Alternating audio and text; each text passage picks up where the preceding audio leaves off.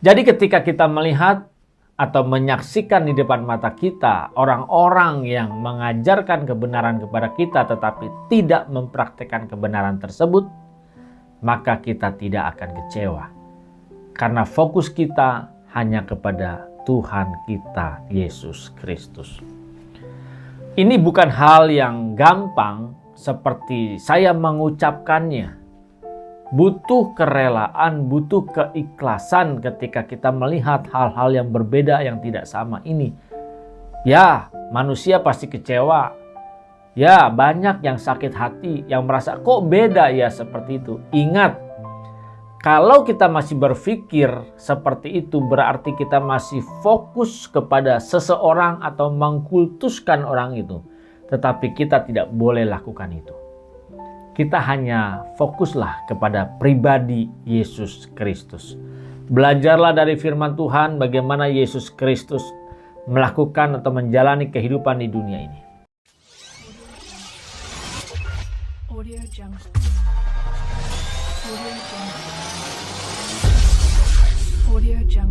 Shalom Bapak Ibu Saudara yang dikasihi oleh Tuhan dimanapun berada saat ini. Salam transformasi. Mari Bapak Ibu Saudara, kita berjumpa kembali saat ini di dalam channel CPS Television. Dan bagi Bapak Ibu yang baru pertama kali mengunjungi channel ini dan baru pertama kali juga mengikuti renungan-renungan di channel ini, ayo dukung saya dengan klik tombol subscribe dan klik gambar loncengnya supaya Bapak Ibu bisa menerima notifikasi ketika ada video-video yang terbaru yang saya upload.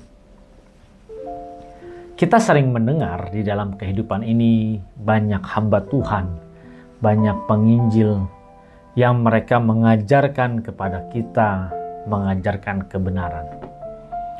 Bapak Ibu Saudara, apakah pernah Bapak Ibu Saudara mungkin bingung mendengar orang ini mengajarkan A, tetapi yang dilakukannya B.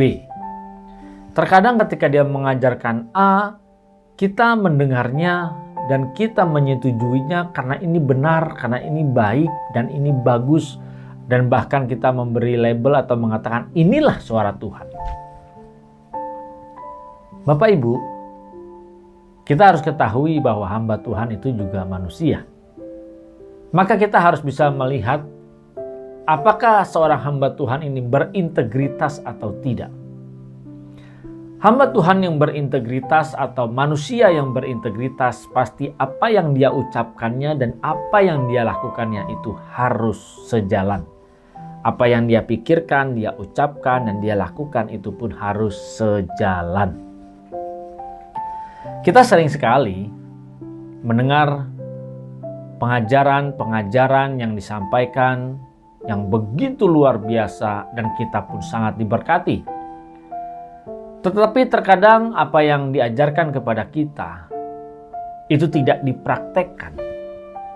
Terkadang kita bingung kok mengajarkannya A tetapi yang dilakukannya bukan A, malah berbeda atau bertolak belakang dengan apa yang pernah dia sampaikan. Kalau kita bertemu dengan hal seperti ini, apa yang harus kita lakukan? Jujur secara manusia kadang kita kecewa. Kenapa kok dia tidak melakukan seperti apa yang diajarkan? Padahal dia mengajarkan ke orang banyak hal-hal yang baik. Tetapi kenapa justru dia melakukannya berbeda?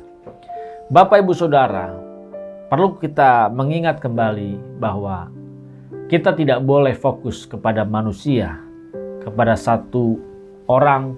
Kita tidak boleh mengkultuskannya. Hendaknya kita fokus kepada Tuhan kita Yesus Kristus, bagaimana cara dia hidup pribadinya, karena kita harus berubah seperti Kristus. Jadi ketika kita melihat atau menyaksikan di depan mata kita orang-orang yang mengajarkan kebenaran kepada kita tetapi tidak mempraktikkan kebenaran tersebut, maka kita tidak akan kecewa. Karena fokus kita hanya kepada Tuhan kita, Yesus Kristus.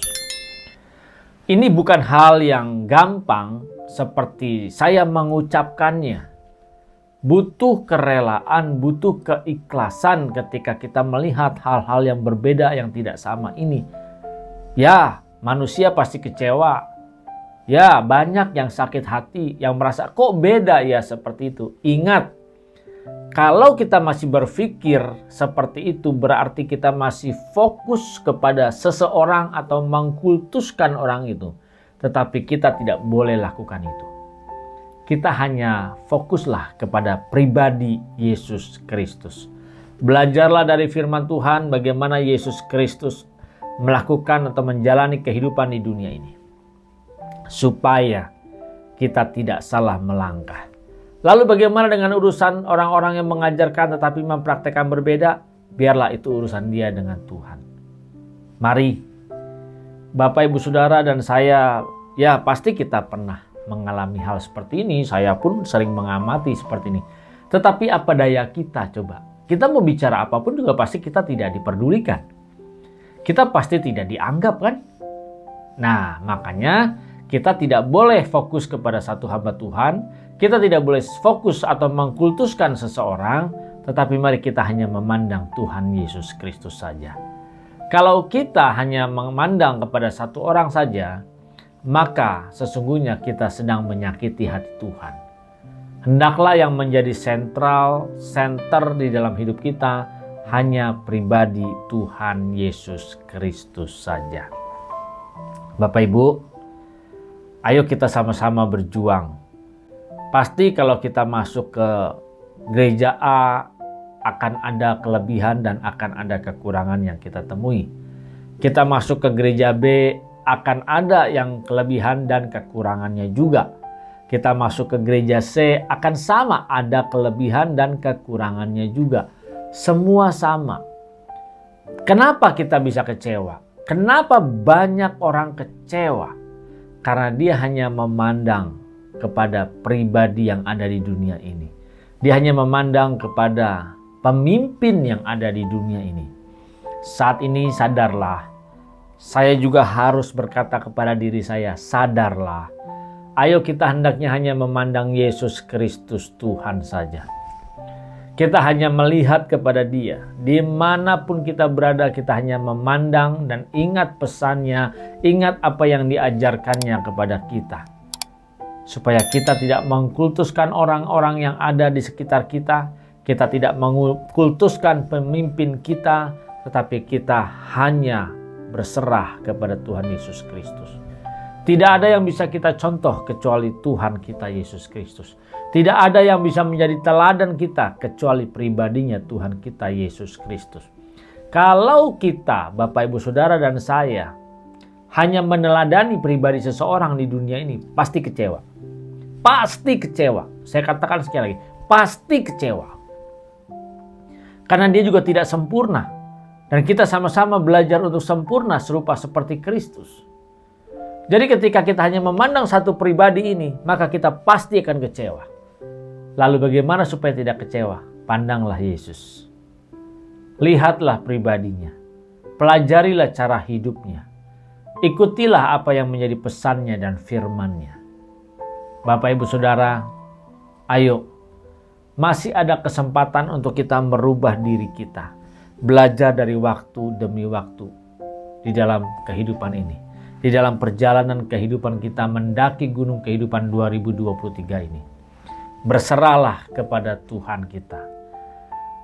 Mintalah tuntunannya, penghiburannya, pertolongannya hanya kepada Dia. Teladanilah pribadi Yesus Kristus, bukan yang lainnya. Mari Bapak Ibu Saudara yang dikasihi oleh Tuhan Yesus Kristus, kalau selama ini kita mungkin memandang kepada orang yang ada di depan kita, memandang kepada orang-orang yang kita mungkin kultuskan di dalam dunia ini, bertobatlah. Tetapi sekarang, ayo pandanglah Yesus dalam kehidupan ini. Karena Dialah satu-satunya juru selamat kita. Dan karena Dialah yang harus kita tunduk dan taat kepada perintahnya. Mari Bapak Ibu Saudara, kita sama-sama berjuang menjalani kehidupan ini. Supaya kita bisa mendaki gunung kehidupan di 2023 ini dengan baik, dengan benar. Dan kita bisa menjadi kebanggaan dan kesukaan Tuhan.